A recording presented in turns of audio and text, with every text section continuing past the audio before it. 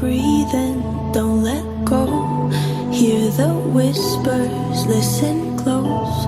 I know you've never strayed from the fold, but that's how freedom begins.